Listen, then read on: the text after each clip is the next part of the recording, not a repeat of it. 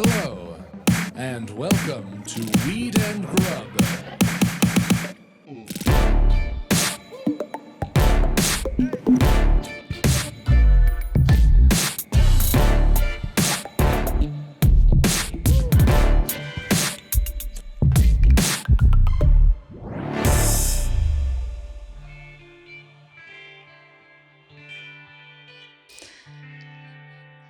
Blood pressure taken, urine checked, senior blood work panel done.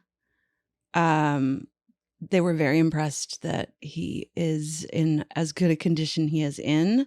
Bobo is a 21-year-old man. He is also an expensive guy, but it looks like he's going to be okay. Fantastic news. Yeah. If this is your first time joining us, go over to YouTube, check us out at Weed and Grub, because then you can see an official picture of the old man, Bobo. 21-year-old immortal guy who has been in my life for 7 or 8 years now. And I really only thought I'd have him for a couple.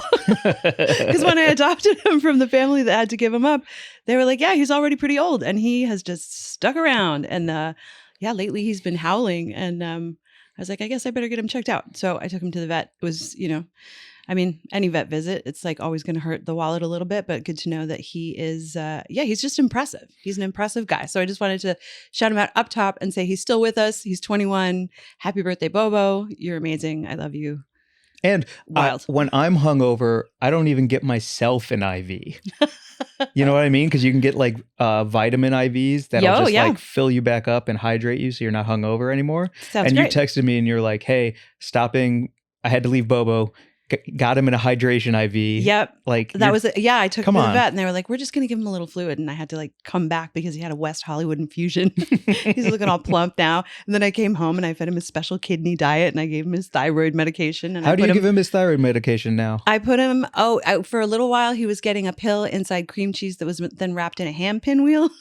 But then make him a pill pinwheel? But then he got tired of that. Oh, and, of course he did. Yeah, I know, because he wants it changed up all the time. So now, currently, this week, he's getting it in a little dab of sour cream. He seems to like that. Sometimes he takes it in a little piece of Greek yogurt. But I need to adhere it to something because he can eat around things and spit out the pill. Like, I can't just put the pill inside a piece of ham because he will eat the ham and then manage to, I have to somehow, slide it in there. And I could just force him to eat it, which is, with the way that I've given every other cat medication, but Bobo will bite you. So. He will bite you. Also, what a smart way to get more ham. Yeah, he's amazing. I mean, I brought him home from the vet. I truly gave him all of his medications and his special diet food. And then I settled him on his blanket that he has in front of his own heater, like this cat. It's wild. Archie is so jealous, and no wonder. Yeah. Yeah, I mean, he has his own whole setup and, I make him his food and he has a nice life as well. But, Bobo's special. And so I'm so glad he's going to be with us for another 10 years. It's beautiful. It really is beautiful. I like him so much. He's a good guy. Yeah. So what up, Mary Jane? How's it going, Mike? Good. Welcome to Weed and Grub, everyone. This is a podcast about cannabis, comedy, cooking, culture, calling shit out. And, today's a bit of a cacophony. Wait, did we forget to say something? Because we got off on our... Cannabis, confused. Comedy, culture, cooking, calling shit out. Are you on cannabis right now? We switched. What did you say? I don't know. Mark, what did she say? We switched. We switched. Producer Mark. Whoa. We threw producer Mark off because we switched. It's a new day, baby. It's a new day, baby. This is a podcast. It's summertime. Where we talk about stuff. Everything's in bloom. Involving all of these topics and have a great time. Let's try it again. Okay. What up, Mary Jane? How's it going, Mike? Amazing. Welcome to Weed and Grow, everyone. This is a podcast about comedy, cannabis, cooking, culture, calling shit out, and being confused. Yeah, I fucked it up. And finding your way through. Yeah, I fucked it up, didn't I? Wow. I fucked it up. First time. I wasn't going to point fingers, but... No, let's call it out. Is it because you hit that Puffco before we started recording? I did hit it. I am on it. Spun. I'm spun. Well, it's amazing. I mean, do you want to get to that first? That's a great place to start. Okay, let's do it. Because geez, Louise. Can you see the video? Yeah, if you were watching our YouTube, you can see it in action in the dark. The new Puffco Peak, which was unveiled for the 10-year anniversary of Puffco, our favorite cannabis smoking accessory device company run by our friend Roger. And they had the coolest unveiling.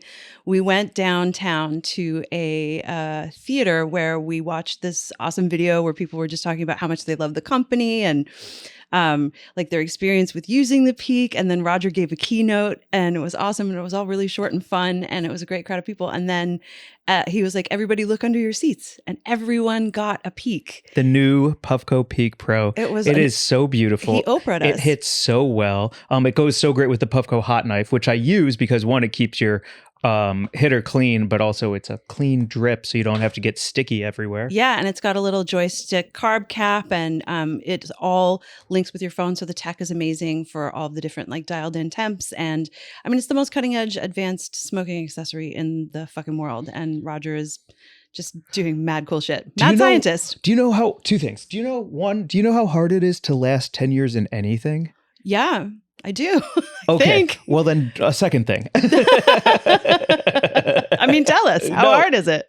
How hard? It's so hard. So hard to be. Yeah. I got to be on a blue chew to make it. What I love about when I went to Puffco and I took a picture of it and threw it on my IG is he has the patent for the Puffco up, because all these, people come for him and try and copy his tech that he created out of his mind with his team. And so he's sicking lawyers on like biters left and right. And to have a big picture of your patent in the Puffco offices on the 10-year Annie, what was like such a flex. Kind of a museum display really of like the 10 years of devices, right? Because they were all in different glass cases. And yeah, it was like you're saying, it was just so neat to see that.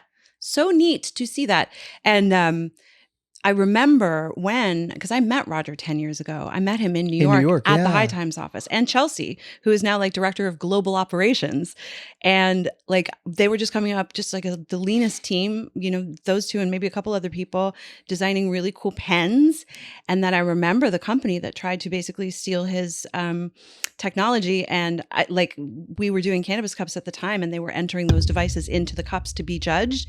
And the Puffco, of course, fucking won every time, because no one can just like crib that tech and make it theirs without having to like make it cheaper or not as well or whatever. It was just like they never stood a chance, because Puffco's always been like about the advancement of the technology, because they really care about this stuff. Like that whole video was really a big part of it was about the hash, like just about how they want to forward the culture of hash in the weed world. And I don't know, it was just really fun. Did you smell this? Did you open yours yet? Yeah, the cream and sugar. Oh my gosh, it's so good. Beautiful full melt. It's so good. Hash. I also want to just shout out, because my favorite is the Proxy, the pipe, because I can really carry it everywhere. It looks like a Sherlock. If you haven't seen it, it's like a really beautiful, curvy, swoopy device. And the Proxy just sits in the piece, so you can actually move it to different pieces and stuff. Yeah. And so if you see me this week at Spider-Man Into the Spider-Verse and you want to hit, just know I'm going to have that Proxy in my hoodie. Although this one is so sleek and so compact and so easy to carry that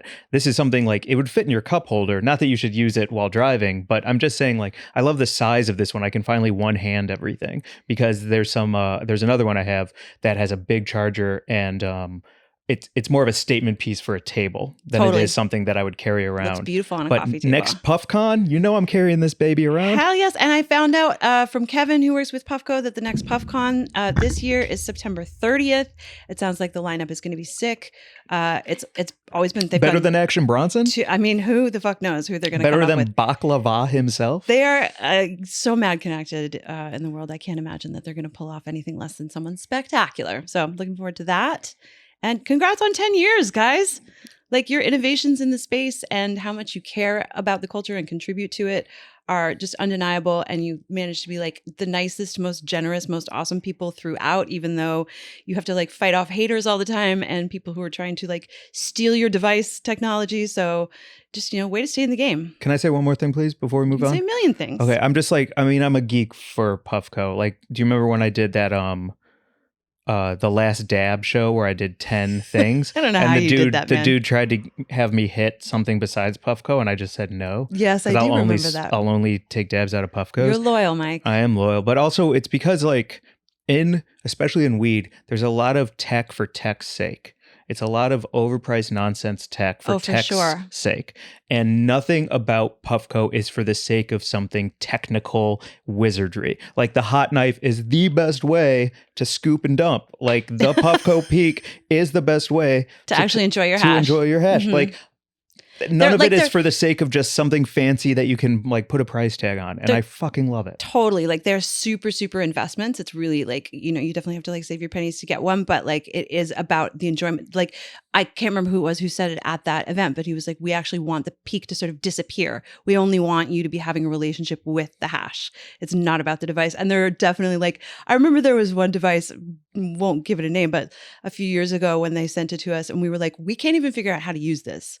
And it was like for bored rich people. It was like and it was just to smoke flower. Yeah, I know which one you're talking. I won't say the name, but I know which one you're talking about. I think it's dead in the water anyway. I don't think it exists anymore, but it was just crazy because it was all this like and it doesn't even matter, but I just thought it was so funny. So yeah, these guys are doing it right, doing it well, and so generous. And thank you for your awesome party where you celebrated your 10 years, except I do have one quibble. I was passed an app that had peanuts in it. And if you're passing apps at a party, I just feel, as someone who has a peanut allergy, that you shouldn't put peanuts in past apps. We've got to ban peanuts. I mean, listen, peanut control now. It's on me, right, to make sure that I don't eat peanuts. Like, I'm not one of these people who feels like we should ban peanuts. But they're secrets. But there are secret peanuts. There are secret peanuts. And I do not enjoy them. Mm-hmm. Right? Yeah, exactly. Like, it'd be one thing if they were crumbled on top. But it's a whole nother thing when they're an ingredient. Yeah, it was. Listen. Wait, it's my I didn't fault. know. I didn't eat any of the apps because in succession, everyone who ate the food in this third to last episode got fired. So I don't eat any food at parties. I think it's a bad look. That's so interesting. At like weed parties, I don't eat any of the food. What did you eat that had peanuts in it? I think I might go that route and never eat in public again and only drink water. Who were you just saying only drinks water when they show up on? Me. No, there was someone on Drink Champs, and you were like, yeah, they were only drinking Shaq. Yeah, Shaq was like, I'm not getting hammered with y'all. Not getting drunk in public. I'm not getting drunk in public. I got too many things on my shoulders to slip up. Not eating at weed parties. I mean, I can't help myself. I cannot say no to a snack. How do you think I got this abundant body, you know? Well, what was the peanut that tricked you? What was the tricky peanut? I don't even know because I just like touched it to my lips and then really didn't like eat it or investigate it. I could just tell that there was peanuts in it and I put it down very quickly. So I don't know exactly what the thing was, but it was like kind of like maybe like a muhammara kind of thing. Oh geez. I'm not jumping on that tangent yet. Yeah. We'll get to Top Chef in a moment. I do need to say a couple of things about peanuts though. Okay. I don't know that it's your fault. Because if me being allergic? Oh, well, no, I don't know where that comes from. I'm sure like it's some genetic deficiency that you have. Yeah. Fuck you, dude.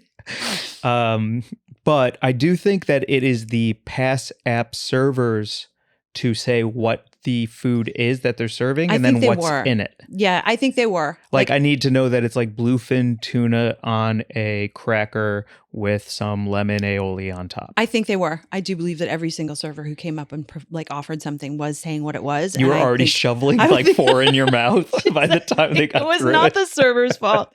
It was nobody's fault but mine. But I just, because I can't control myself, don't put peanuts in your apps. I do remember, and I hope you do not mind me saying, when we were all talking, it was you, me, Capetta, and someone else. And as the app came by, you just put one leg long and reached across almost like Mr. Fantastic with an elastic arm and reached for an app and then snapped back into the circle with it. And I was so impressed. Oh, good. I thought you were going to say you were so mortified. Oh my God. No, it was like all in one motion. Here come the app. Here we are talking. There you go. Stretch. And then right back to one. It was awesome. Wild. Okay. Well, Props thank to you. My cheeks are hot because I'm embarrassed. But listen, if you got free hand rolls at a fucking dispensary opening, I'm going to eat them. And they had like delicious vegan snacks at the Puffco. But it's the second time we've been to something wonderful and fun, and peanuts have been a part of the Pass apps. And I don't understand why that is anymore. At this point, peanuts should be on the like controlled substance list underneath weed. Right. Along with, this is a good place to get to how we spent our weekend. The California Psychedelic Conference. You want to do that next? Yeah. All right. I'm still wearing the bracelet. I had so much fun. Controlled substances. Shout out to Oakland Hyphae, Reggie Harris, who puts on the most incredible events. Yet another one. The community showed up for the California Sold Psychedelic out. Conference here in LA, 2 days under the strawberry moon in an awesome space down under the 6th Street Viaduct, that crazy cool new bridge, very cool backdrop right across from the conference. When you came out, there was this beautiful mural and it said, I can't remember exactly what it was. I have it on my phone. Nose et ipsum, I think. Yeah. And we looked it up and we were like, what does that mean, that Latin saying that says it means know thyself, know yourself? The whole thing it was a vibe. It was magical. It was really. Lizzie Jeff spinning. Yeah. Everyone dancing, eating vegan food. Amazing booths selling all sorts. Oh, well, I meant to bring the mushroom coffee from that booth. We bought mushroom coffee that's a bunch of different mushrooms with cocoa powder that tastes so delicious and earthy and yummy and great for your brain. Yeah, it had not lion's psychedelic mane, mushrooms. Yeah, lion's mane, cordyceps, turkey tail, and chaga. I think. Chaga. Yeah. Yeah, I'm really excited to drink that. Thank you for buying me a pack of it. Yeah, it was just so cool. We met the folks who are behind New Brew, our new friends who make these crazy cool seltzers with. What'd you call the citrus one? Adult Palmer. And we got to shake hands with, I think his name is Justin. Yeah. And say hey in person. And amazing food, really cool people selling spores. And Wait, can I say? substrate. I want to say one more. Instead of can I? I'd like to. Okay. Trying to be assertive in my life. Assert yourself. I'd like to shout out New Brew also because when we cracked a can an episode or two ago, it really did get me energized. And then I went to the Comedy Store and I was like easy. I could talk with people easier. I was like a lot more relaxed because I had energy and I wasn't forcing anything. And then there was no crash afterwards. When I got home at like 11, I was sleepy and I was ready to go to bed, but I wasn't like dead the way that a Red Bull will just squeeze your brain of all its serotonin and then you have to literally make more. It's a nightmare. So I really enjoyed New Brew and I think it's going to be a new part of my sip experience. Listen, it's going to be my jam all summer long. Picnics, Ooh. all the time. Ooh. You know, in my car instead of coffee, what a lift. Instead of alcohol, reach for the New Brew. Dang right. Just writing copy for him. There is a link in our show notes if you want to click it and you could use our code Weed and Grub for 10% off. But also genuinely just dig the stuff. So thanks for sending some over, guys. So nice to meet you, Justin. Yeah. Back to the psychedelic conference. Yeah.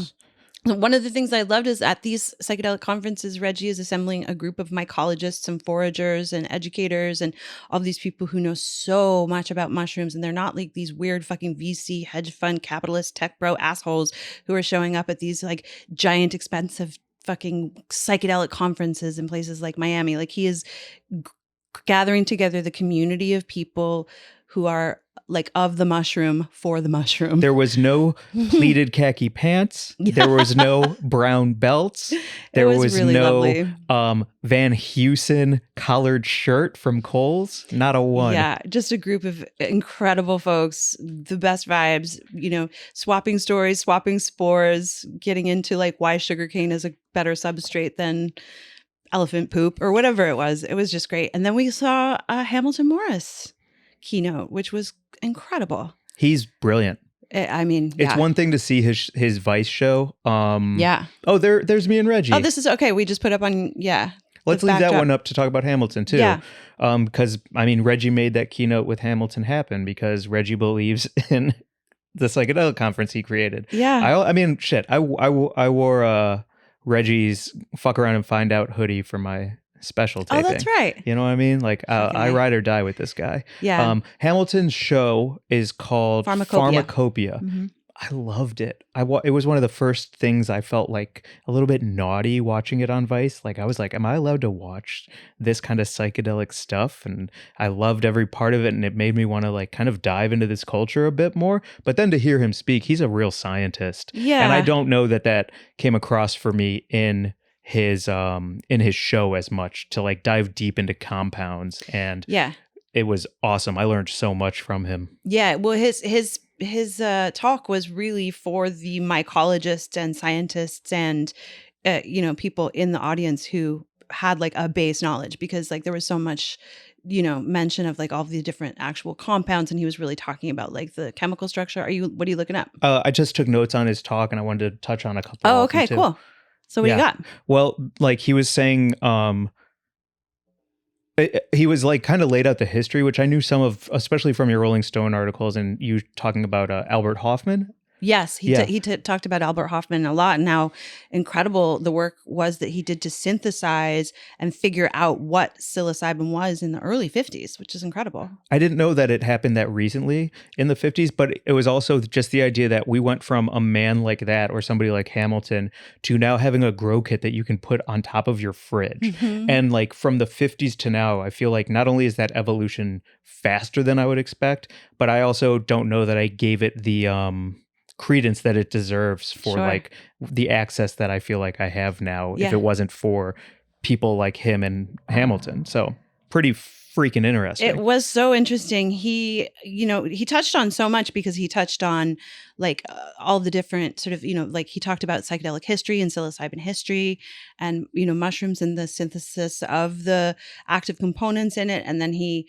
sort of like, then Reggie and Mary Carry-On sat down with him and did a moderated part of the discussion, which was really interesting and cool. And then he did audience questions, which was, and I wanted I'd give to it two out of 3. The audience questions? Yeah, I'd give it 2 out of 3. Because there was definitely that, like there was one person in particular who was like, I'd like to ask a question. And by that, I mean, explain something to you. At you. And that was, I'm not a fan of that. I've never been to a Q&A that I enjoyed. I'm just going to be honest. I've never asked an audience a question in audience Q&A because I'm better than that. Uh-huh. And I've never enjoyed an audience Q&A because it's like, I have a question. So I have a feature screenplay called Area 52, and it's about how Area 51 is actually a front for Area 52. And I've had many stars attached from Chris Evans to Sandra Bullock.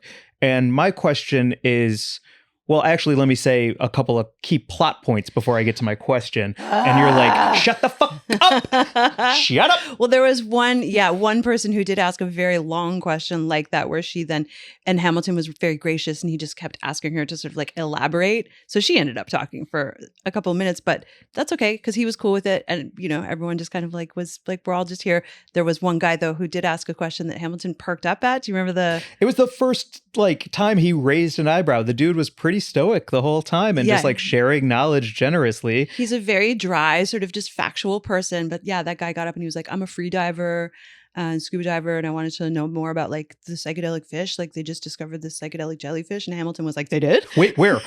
Where? Like he leapt out of his seat. He was like, hold on, what? Where? Huh? And the guy's like, Monterey Bay. And you could see Hamilton being like, Monterey Bay, Monterey Bay. Gotta go check out that psychedelic jellyfish. Can we wrap this up? I got to get to Monterey Bay. Yeah. He was great. I also wanted to shout out Reggie's great question that was like, have you found that psychedelics make people more vulnerable to suggestion? Because the whole idea of like peace and love and healing, does that also mean you will be more susceptible to QAnon and Pizzagate? Mm-hmm. Like, should there be on the side of a package of psychedelic chocolate mushrooms, side effects may cause paranoia. May cause paranoia. Or conspiracy theory beliefs. Yeah, may make you think the moon isn't real. May make you charge into a pizza parlor with a gun to free children from the basement. Yeah, we all know someone who did way too much acid and just never came back from their theories that like everyone is a lizard or whatever. 100%.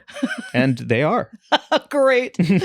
I also really liked Hamilton talking about pharmacological determinism, which I thought was such a cool turn of phrase to talk about the idea, and I may get this wrong, so tell me if this is how you remember it.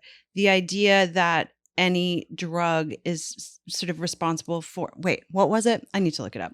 No, you're on the right path. Pharmacological determinism is the idea that I honestly, now that I've said it, I'm between spirit and science. It's the idea that the things that are inside of you may be amplified. I'm honestly going to look it up because I don't want to fuck it up.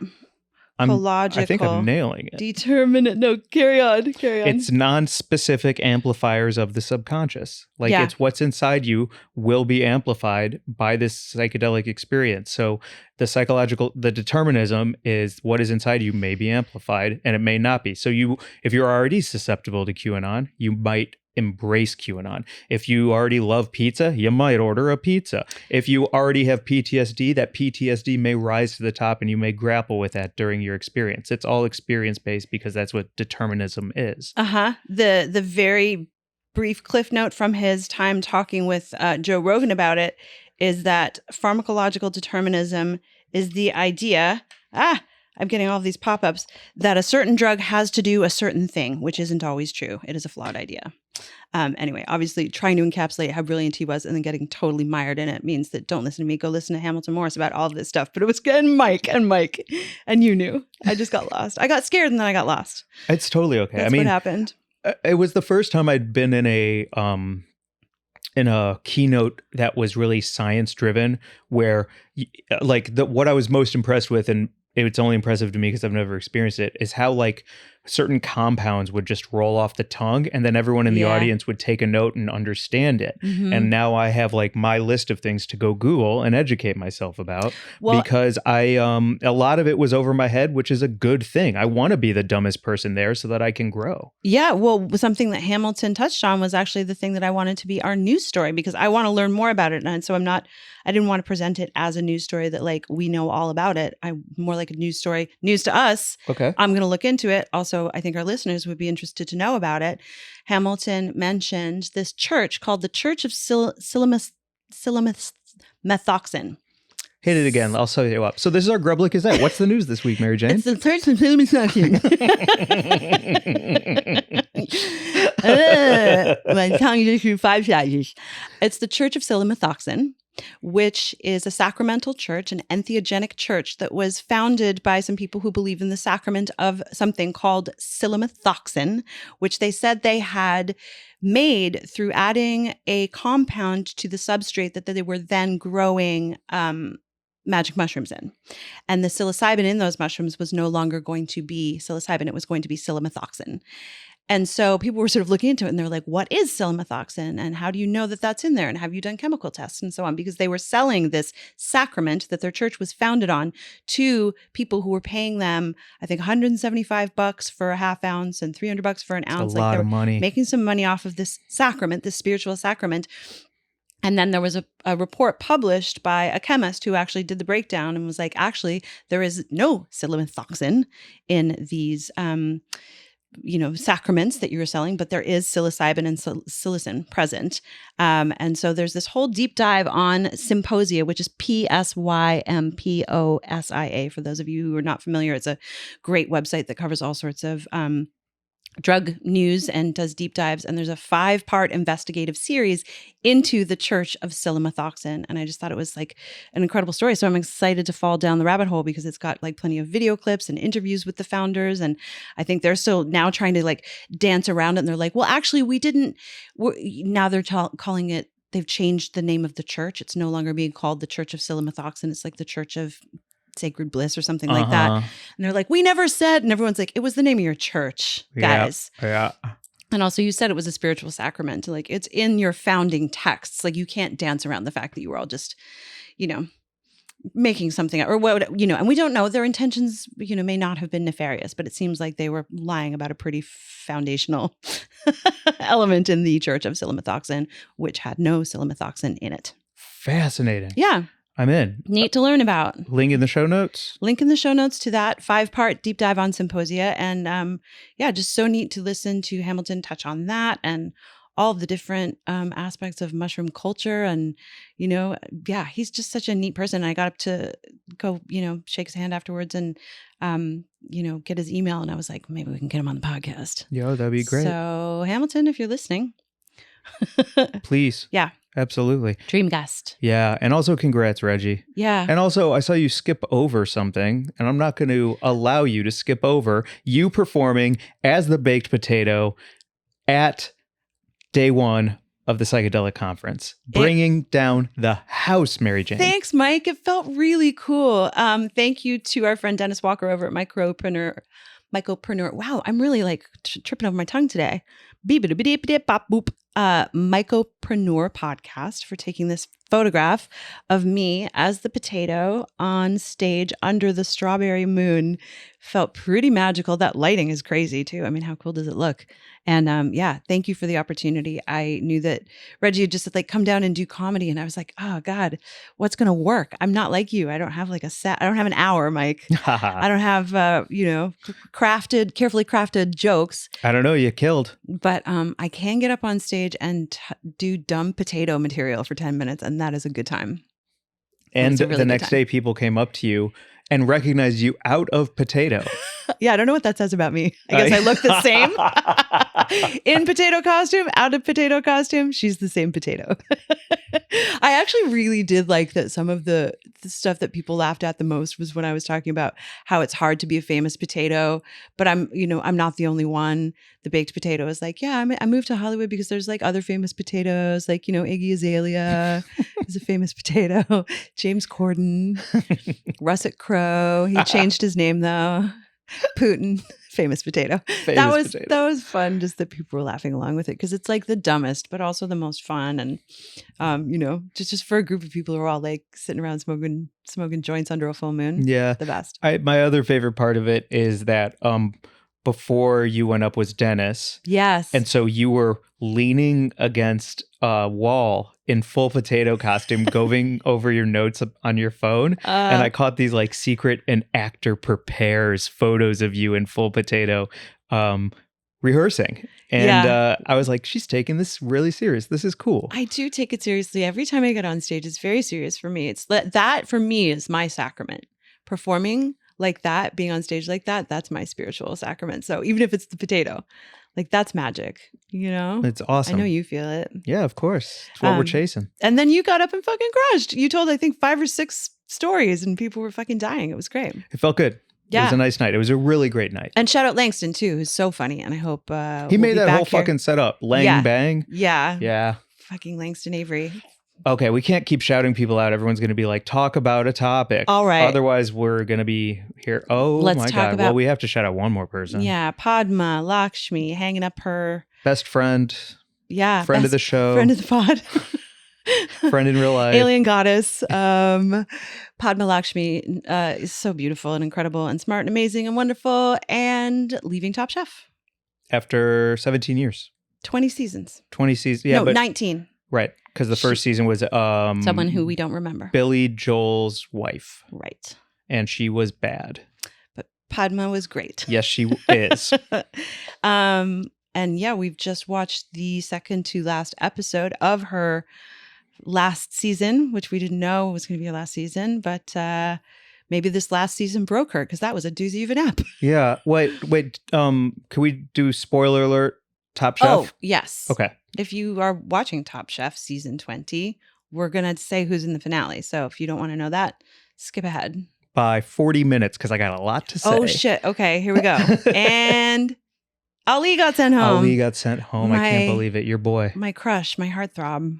Muhammad. He, it was a crazy challenge. They had to cook on Alain Ducasse's boat. I'm going to just be straight back up. Back it up. Yo. I think this was a shit semifinal. Top to bottom, it was bullshit. It was kind of bullshit. You're right. These people have gotten so far. Yeah. They have worked so hard to be at the pinnacle of their own destiny as chefs. And then they're stuck with people who aren't cooks to decide a semifinal quickfire. It's an insult to them as chefs, in my opinion. Yeah, it was crazy because it was the 4 athletes, 2 Paralympic athletes and 2 Olympic athletes who were, because the Olympics and Paralympics are going to be, I guess, in Paris. Yeah, I mean, of course, love an integrated tie-in, love a commercial for something everyone's heard of because it's one of the first sporting events ever fucking invented. Like, come on, have a little bit of tact, Top Chef in Paris, and don't throw that in the mix. Well, these athletes just didn't seem like they were particularly, like, none of them were like fans of Top Chef even. Like, they all just looked a little nonplussed and sort of like, everyone was kind of laughing and awkward, and it was like, then there was a crazy rainstorm and nobody looked like they were having a good time, and it was hard to watch because the challenge was dumb. I should have worn my gold medals today, because I think that's the other thing that bothered me about it is that they're like, hey, let's learn who these people are, and all they are is a gold medal around their neck, like for swimming and for track and field. It's like, you have to carry that and wear that everywhere. Should I do that? Is that what I should be doing? Should I always wear my gold medals so that people will listen to me? I mean, yeah, sure. Why not? All right. Well, see how and it then goes I pull for them you. out, I'm like, thunk. I don't really know what to say about it because you did that and it's fucking cool, but also it is kind of weird, right? When people are just wearing your medal around. You're not like, I don't. I'm sure they were asked to wear their medals. Anyone who wears their marathon medal from like running a marathon the day after. You get a day. You get a day, and then anything else is insane. It's so true. Right? Don't you think, though, that the producers asked these people to wear their medals? Oh, of course. Yes. But they shouldn't have been on the show to begin with. I know. It was just an awkward, weird challenge. I felt uncomfortable for them, honestly, and for the chefs. Not my favorite. Padma's coat, however, was worth watching for. Just the way she wore that thing in the wind. I was like, God damn it. She's perfect. There's so many other good challenges besides the through the wall challenge that they could have done for an interesting semifinal quickfire. Yeah. And especially because the semifinal, if you don't know, is 4 chefs. And then 1 chef is eliminated, like we said, Ali. And then the 3 chefs in the final is cook your best meal you've ever cooked. Yeah, just cook whatever you want. So why are we dilly-dallying with non-chefs in a semi when the final is decided by the best food? Yeah. Well, The final was decided not by that quickfire challenge. I don't even know. Oh, Ali won $10,000 with the quickfire challenge. He won like a Delta gift card or something, right? For dealing with that? I don't know. Not worth it. But then the fucking challenge, they had to cook on a boat. And everyone got to meet Alain Ducasse, which is fantastic. That is cool. Obviously, 21 Michelin starred, probably the biggest living legend in the food world on the planet right now. I was going to say, like, outside of like a TV star like a Ramsay, right? I think it's probably him. I would say, is Robuchon still alive? Joe Robuchon? Oh, I have no idea. And I'm blanking. Shit, I had 2 other ones. Julia Child? No. As far as chefs go, the biggest Robuchon. Who does Le Bernardin? Oh, Eric Ripert. Eric Ripert. I feel like Eric Ripert is up there too. But maybe he's a little more accessible because he's been on all these shows. He's been a judge in a lot of different things. Also, I've met him. You've met Eric Ripert? Yeah. Oh, well then, all right. I can't remember. Yeah. Yeah. Maybe I checked his coat. I feel like I checked his coat at Jean-Georges. Did it have fish in it? Did his coat have fish in it? Yeah, did it have like little fresh mackerels in it? Is he known for carrying fish around? I don't know. I mean, he's the fish guy. So better than wearing your medal. If Eric Ripert wore fish around his neck everywhere he went. Fucking great. And Joel Robuchon wore mashed potatoes around his neck everywhere he went. Just some shallots in your pocket all the time. Fucking great. That's so funny. Oh, man. So the final on the boat, though, I think... Again, it's so controversial because, again, spoiler alert. I don't think they agreed on who they were going to send home. You even caught a look from Padma. She looked pissed. Yeah, right? Mm-hmm. And then when she said it, she was upset to say, Ali, pack your knives and go. She looked to me like the emotion was high, for sure. Mm-hmm. Because he shouldn't have been sent home. Gabri should have. Oh, no, but God, wait, I can't remember what anyone made now. God, my brain is like, so it's because of the, so the final had to do with mushrooms. I know Sarah made a soup. And Sarah just made a most delicious soup. She won the entire thing, and she hadn't even won an elimination challenge all season. So this was huge for her leading into the finals, not only to win Last Chance Kitchen, but then win the semifinals. Yeah, that's right. She got sent home. She came back. She won the elimination. That's amazing. Dynamite. But Buddha Ali was steaming, I'm sure. Oh, Buddha's. He keeps it tight, but he does not let he lets it slip sometimes. Yeah, like the shades of venom will go across his face. You know what I mean? I mean, he's going to take the whole thing, so I think he will. But I just need to say, like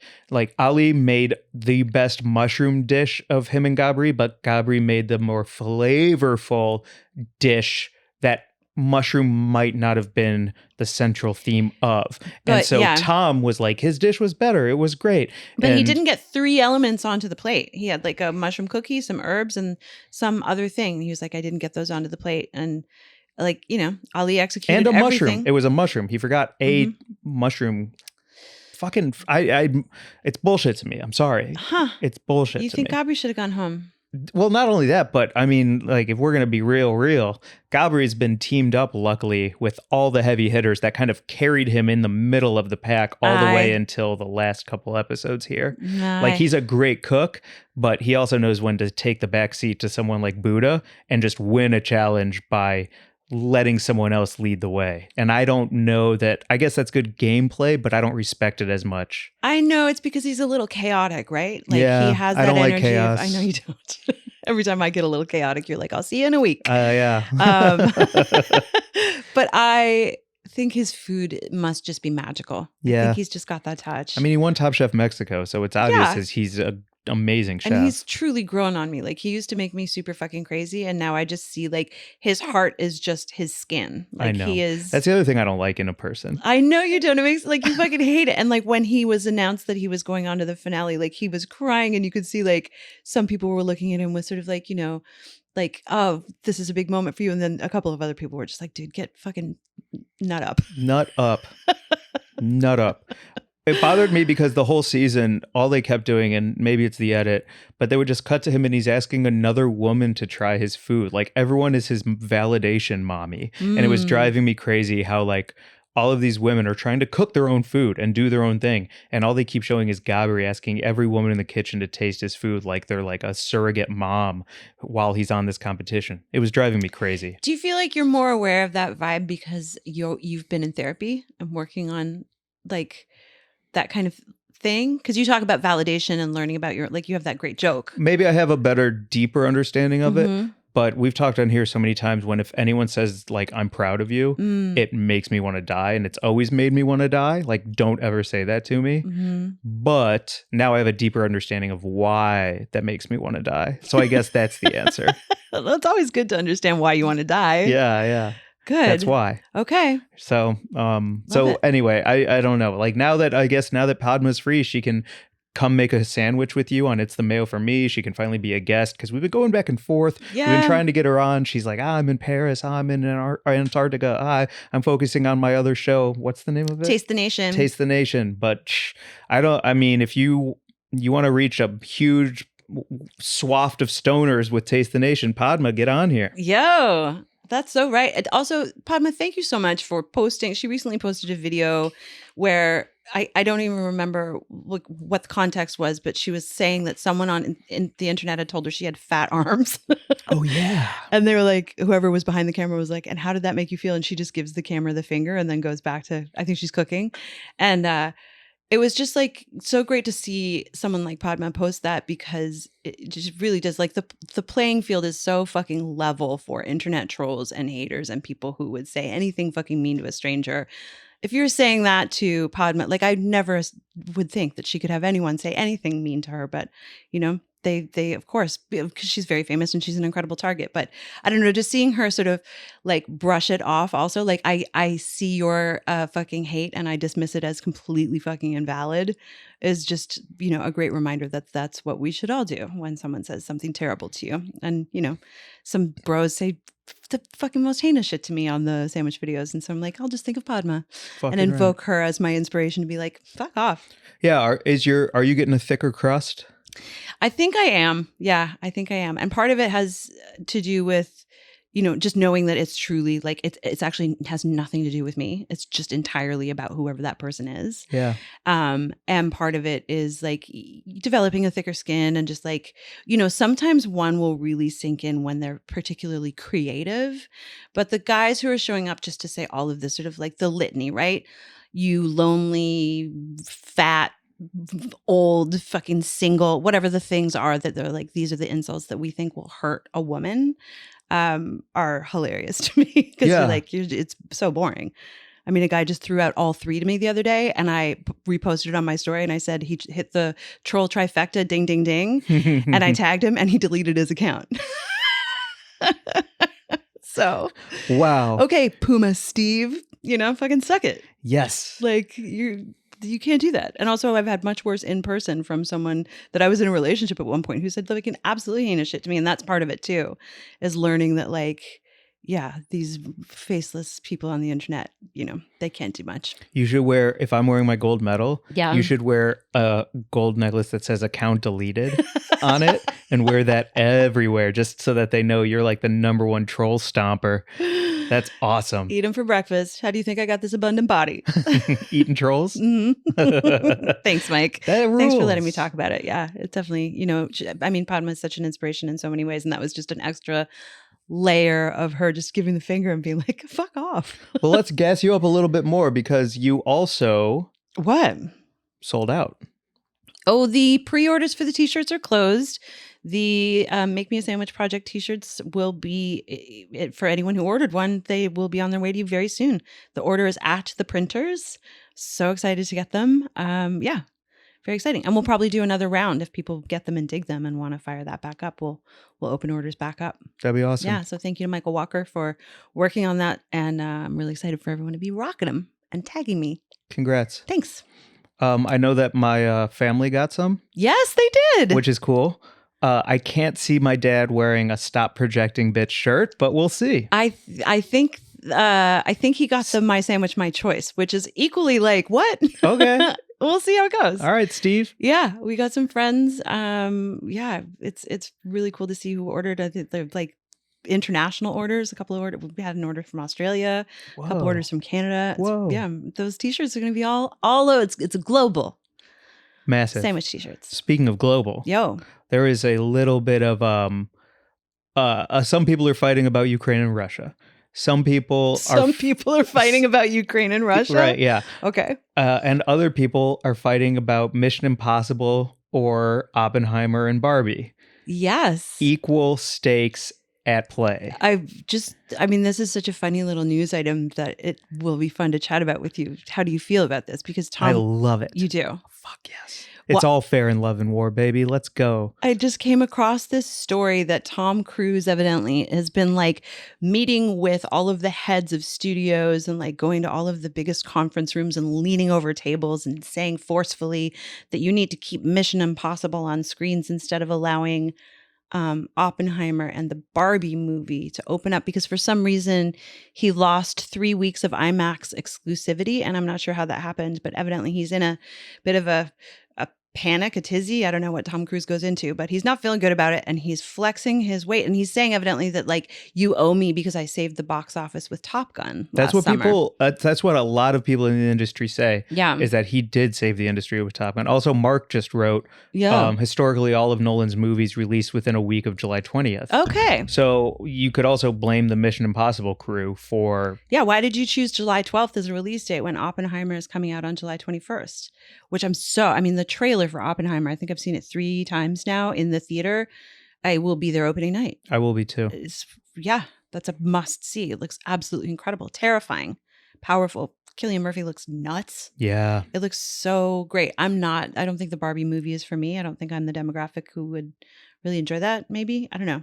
I don't want to see it. Yeah. I love Greta Gerwig. I don't give a shit about it. Huge fan of Greta Gerwig. So maybe that'll change my mind when it comes out and I start hearing everyone I love loves it, and then I'll change. I'll flip. Maybe. I mean, there have been a couple of those movies where like seeing it, I was like, oh, this is a movie for everyone. And I like the comedy in it. Like, what was the animated movie that I didn't want to see and then I ended up loving Inside Out? Inside Out. Thank you. The greatest. Yeah. Because you talk about it sometimes. I'm like, oh, Mike loved that movie. I really loved it. That was really nice. You restore the memories and, bing bong. Yeah, I don't care about Barbie, but Oppenheimer looks amazing. And I just love that Tom Cruise... we are privileged to live in the same time as Tom Cruise. This man is filming in space for part 2 of Mission Impossible. It is a duel coming out. It is part 1 and part 2. And the guy he's memorizing lines in space right now. Like, can you imagine being alive at any other time than right now? We are fucking blessed to be here. And he sends out cakes to people he loves, and he buys coffee trucks for everyone on the productions, and he like gets people hired all over the world with his Mission Impossible movies. And now he wants to go toe to toe and take down other people. Fucking go for it, homie. At this point, it's never going to be enough for you, obviously. So just take the crown. Oh my God. Yes. Yes. And like when we watched the Mission Impossible trailer, I think it was right before Fast X. Yes. Where he's driving a motorcycle and he shoots to the end of a cliff and then he just drives the motorcycle off the cliff and then goes into a skydive. I think he did that. Of course he did. Of course he did. And also that was the only way that his character could get somewhere. Like, that's what I also love about it. It was like inevitable. It had to be done. Yeah. That's the beauty of Mission Impossible movies, is like nothing, like Fast and Furious is just absurd and they lean into the absurdity. Yeah, but Vin Diesel isn't actually driving down a dam that's about to explode. No. Like that's yeah. The only way Tom Cruise could get there was doing that thing. Like everything is justified in those movies, and I fucking love it. The only person who can hold a candle, I think, to Tom Cruise in that kind of like physical accomplishment is, I'll shout him out again here if you haven't seen it, the Van Damme Volvo commercial. It's so hot. so good. He really does a split on 2 trucks that are reversing in real time against the sunset. I'm breaking into a sweat just thinking about it. Please go watch. It's so good.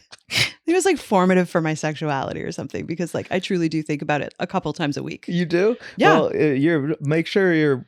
Oh there my God. is. I mean, listen, it's because I grew up with the Van Damme movies, like right when I was, it was formative because Bloodsport, I think, came out when I was like, I don't even know how old I was, but It was like, so good. I was like, young and and just so hot. So and good. I don't think Tom Cruise is like asexual to me. Oh, are you crazy? There's no sexuality to Tom Cruise Even at all. in like Risky Business or any of his like earlier films before he was just the best action star of all time? Never. Interesting. I see his appeal, absolutely. And Yeah. of course, major, the most movie star charisma, but not sexy to me ever. Gotcha. Yeah. To me, I think he's a looker. You think he's hot? Yeah, absolutely. I mean, I just like, say what you will, like Scientology, jumping on a couch, whatever. Yo. Literally whatever. Yes, I feel you on that. Yeah. I do. Yeah. And then also, I can't, anyway, I can go on forever. Yeah. Like, We love you, don't get me Tom. started on Tom Cruise or Steve Harvey. You will be bored and I will keep going. A few times I've tried to be like, I don't think Steve Harvey's all that. And then like 5 hours later, I'm like wet with sweat because you've been screaming at me. Like, oh my God. I was at the Comedy Store the other night and it was me, Ron Taylor and Luke Schwartz. Yeah. Luke, who's been on the show. And we started getting into it and we're talking about Cat Williams. And I immediately go, no, Steve Harvey. And Ron Taylor and I are just going toe to toe Cat Williams versus Steve Harvey. And he made some good points and I'm a little upset about it. Okay. Yeah. All right now. He said that Steve Harvey is a great all around, but Cat Williams is the best stand up comedian of all time. Laughs per minute, topics, arenas. Steve Harvey doesn't sell out arenas. Yeah. Cat Williams sells out arenas. But you said that the Steve Harvey on what was the tour called? Kings of Comedy. Kings of Comedy, that he had to reset the room and like just with his comedy. And that's like an incredible, he's like the great neutralizer and then make you laugh again in his own, like that's fucking amazing. Yeah. Also the suits. Oh, the Come on, suits. fucking iconic. If Tom Cruise puts on a Steve Harvey suit, it's over for me. It's over. He would look like a baby. He would look like when a baby puts on their dad's suit, just swimming in it. He would look crazy. I want someone to make that meme. Tom Cruise in a Steve Harvey suit. Photoshop Tom Cruise into a Steve Harvey suit. Yeah, he's wearing I don't want to do like mask blackface for Mission Impossible. Never mind. Okay. Forget it. Let's move on and call it a baby. Also, Steve Harvey and Tom Cruise, please come on the pod if you ever want to hang out. Oh my God. Love yes. it. Okay. Creamed corner, Cream baby. corner before we wrap this baby up. I loved them, and I know you think I didn't. I don't think you loved them, and I think you brought it up on the podcast to lie about it more. So that's weird. You think I'm trying to like run, what's Yes. that called in government, in candidacies where you're like campaigning hard against a lie? I don't know what that's called. Would you would muckrake me on these? Shadow op you? I don't know. Okay, listen, it's a TikTok trend, and I tried it at home. It's the burger tacos. Has everyone seen this? Smash burger taco TikTok is crazy right now. It's just a tortilla with, you just smash the meat onto the tortilla. You cook it face down on the griddle, flip it over, put a little bit of American cheese on there, melt that down, top it with some pickles, a little lettuce for crunch, some special sauce that, I use the Magnificauce right out of the bottle from Trader Joe's, but you can make your own Big Mac sauce. And I thought it looked great. So I tried it. I thought it tasted great and I really enjoyed it. And then I made it for you. And I don't think that went so well. Was the first one better? You hated it. I didn't. It just grossed me out the first round. It was delicious. Yeah, you hated it. No, I didn't hate it. It was because I'd never had the TikTok trend where you put the meat, you grill the meat and then you flip it so that the meat is grilled on top and then the bottom is the tortilla getting browned. Uh-huh. And for me, the tortilla needed to be cooked almost to burnt so that the bottom of the meat got cooked. So when I bit into the Impossible meat, the top was beautifully crispy and burgery. Yes. And the bottom had a raw look to it, even though it's Impossible. It's not raw meat, but it had a raw look to it because you had to cook it through the tortilla. So I needed mine on the grill like an extra 2 or 3 minutes. Yes. We did have to take it back to the fire and then you did eat all of it, but I really did feel like I'd let you down. And I hate letting you down when I make you food, Mike. It was a bad, delicious. weird feeling. I've done it a few times.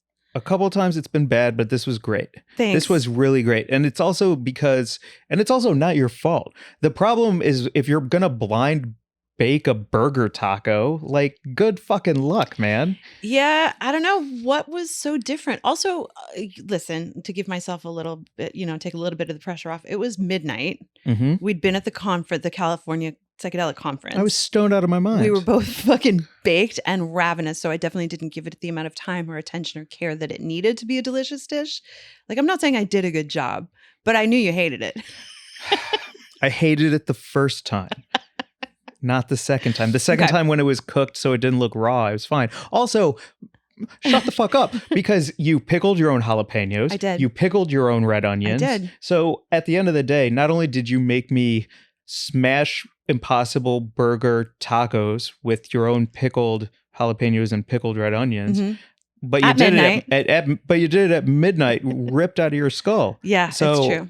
Come on. And I polished them off. And yeah, exactly. You. After we took them back to the heat. You had to take them back to the heat. And then we did need to eat some ice cream to make the whole thing go away. Well, that was the other thing I was going to say. Trader Joe's has stepped up their ice cream game in ways that I have not seen nor expected from Trader Joe's. I've always gone Ben & Jerry's. Right now I have some Jenny's in the fridge, which you got mad at me for. Yeah. Because you didn't know that I had Jenny's in my fridge. Why would you have it without telling me? That's insane. It's chocolate with chocolate cake, bitter chocolate fudge, and chocolate swirls. I'm so upset. Because you didn't know I have it? You talked about it when you came into the studio today, and I didn't know about it, and that's upsetting. It's like, Jesus, dude, fucking gourmet ice cream that I don't know about. When I go grocery shopping, what do I need to take pictures of to send to you? We have talked about this. You need to install a Nest camera in your kitchen so I can see what's happening when you come home from grocery shopping and you put it all away. I need to know what it is. You can hold it up as you bring it out of the bag, show it to the camera. Just let me know. It's literally me in basketball shorts. Great. With a joint in my mouth, shirtless, opening a bag of orange chicken and dumping it in an air fryer. I want to know. But yes, the Trader Joe's ice cream game, horchata ice cream, grab it if you can. The wild berry that you had. Wild berry with cheesecake chunks. Yep. Delicious. Good. And also, I think they've changed their ice cream recipe because it's creamier, it's meltier, it slides on the spoon more like a Ben & Jerry's does. Because that, to me, is why Ben & Jerry's is the best, is somehow it's always kind of melted, even when it's frozen. You know what I mean? Like really your high hand grade. heat. I think that has to do with the quality of the cream they're using, probably, right? Or maybe they're putting some agent in there. We'll ask Hamilton when he comes on. Well, yes, Hamilton, why is Ben & Jerry's ice cream never as hard as the cheap stuff? And he'll be delighted to tell us. Yeah, the compounds. It's actually the cream compounds. He'll be able to explain it. Yeah, he will. So I think this is a plus TikTok trend. Okay. I'm just saying, it's good. Well, thank you for indulging me with the eating of and then bringing it up again to make sure that I know that you didn't mind the eating of the smash burger taco. And thank you. You know how else I know it was good? What's that? To tie it around to the very beginning of this episode. Bobo ate it? Who was lurking under the table instead of laying in his heated blanket at midnight? Bobo. For impossible meat. Yeah. Come on. And that guy is just, that's why he's held on as long as he has. He's an incredible predator. He'll just relentless. He'll never stop. It's also scary because when he opens his mouth to yell, it looks like the predator mouth. Yeah. So when I was eating the Impossible Burger taco, I looked down at him and he goes, and his mouth opens like a fucking predator. It's pretty fucking crazy. Yeah, wide open cat yells is scary. Yeah. Terrifying. Fucking hell, man. Anyway. Well, that was a good cream corner. Should we get to Buds of the Week and wrap on out here? Oh, yeah, let's do that. Yeah. So, yes, thank you to our friend Gretchen Bissonette, who wrote into the pod after Mike gave his address out on the pod. We got this lovely card from our friend. I forgot. Because Mark's laughing too. Mike just gave out his mailing address. I'm not going to say which episode, but I did give out my mailing address and cut to a little bit later. And we got a note from Gretchen. A beautiful Thank you, card. Gretchen, who wrote, "Dear Mike and Mary Jade, I love your show. You two have the best balance of silly and serious. I don't use water on my toothbrush. Love, Gretchen." Wow. A dry toothbrush. I mean, I think we've learned Raw that dog that's in the kind teeth. of like the super pro move. Gretchen really knows what's up with the toothbrushing. Yeah. Also, thank you so much for sending a letter in the mail. It's the coolest. Yes. I can't believe you gave out your address on the podcast. I'm so glad I did. Me too. It's fucking awesome. Yeah. Thank you so much, Gretchen. That's really cool. And thanks for listening to the pod. That just means the world. 1319 North Fairfax, apartment 6, West Hollywood, California, 90046. There you go. Gretchen, for real, thank you. Send also, cards. But next one, send one that is a little more agreeable with my toothbrush use. You know what I mean? Oh, yeah, because you're water first. I'm water first. Mm-hmm. No, I'm water the paste. Oh, you're water the paste, right? Yeah, and she just keeps it dry. Mm-hmm. Which, people got real mad about that whole toothbrush debacle. Everyone's also yelling about bananas. Ugh, yeah. Mail me your thoughts on bananas. Let me know. In the mail. In the mail. Send a hard copy. Gretchen, you're awesome. Thank you so much. Well, Gretchen's obviously a bud of the week. Who else we got? You got... I got a great bud. Yeah. My bud of the week this week. Do your bud first? Besides Gretchen, who, I don't know, that really made my day. Yeah. It really made my day. The nicest. Is Viggo Venn. Viggo is somebody I met through a couple of friends who then did my old show Glazed at the Hollywood Improv. Wonderful. And brought the house town. Brought the house town. Brought the house. Did you pass your... Meow. I put put my stuff on you. Thinner. Put my your witchy stuff on me. on me. Yeah, on you. Yep. Viggo used to do Glazed, used to do a million shows, was at Edinburgh Fringe, and then auditioned for and won Britain's Got Talent. Amazing. Congratulations. So at Viggo Venn, you probably have already seen all of his viral stuff. He is one of the most talented clowns and comedians in the world. And he rightfully won BGT. BGT with Simon Cowell. Fucking follow Viggo Venn. And if you ever are in the same city as he is performing, you have to grab a ticket. It's a don't miss. It's a don't miss. Truly. Yeah. Truly. Oh my God. I remember, anyway, I could go on forever, but there are some skills that he has and some like sketches. I'm not sure what they're called in clowning that he does that are just like, so how did you think of that? How did you execute that? And I will never see anything like that again. Wonderful. Yeah. So congratulations and give him a follow at Viggo Venn. 2 N's. What a fucking great time. Yeah. My bud of the week this week is my friend Paula. I talked about her on here a few weeks ago. She had been diagnosed with breast cancer and she passed away last Friday. And I just wanted to say that she was an incredible friend and I'm going to miss her so much. And she brought so much joy into my life. And it's been a real reconnecting with a lot of the most fundamental people in my life around this time of Paula's passing. People that I've known for over 20 years that I met in Seattle who were my true chosen family in this country. People like Raya and Jason and Scott and Maggie and just all of these wonderful people who, we sort of like all coalesced around Paula. She was the best time. Jason shared a story of the night that he met her. He was hitting on Raya and Paula came in and was like, who the fuck are you? And then he said that like they just had this whole magical night. And at one point he was following her van and she was driving, like going through traffic and he just like couldn't even keep up with her because she was such a lunatic driver, like running red lights and stuff. And he said he remembered just turning to his friend Dave and being like, don't lose that van. Like, I don't want to lose this person. And they, had this incredible, lifelong friendship. And I don't know, just all the memories like that of like how, once you met her, you knew that you didn't want to lose her. And Absolutely. So, gone way too fucking soon. And it absolutely sucks. But I put up this picture of her because she and my sister were great friends and they were always like this, just like laughing, howling together, having a great time. And so I've been looking at this picture and just remembering how much I love Paula. And, I'm so glad that she knew my sister and they were both in my life. And Paula Fletcher, she was an incredible human being, a bright light in the world.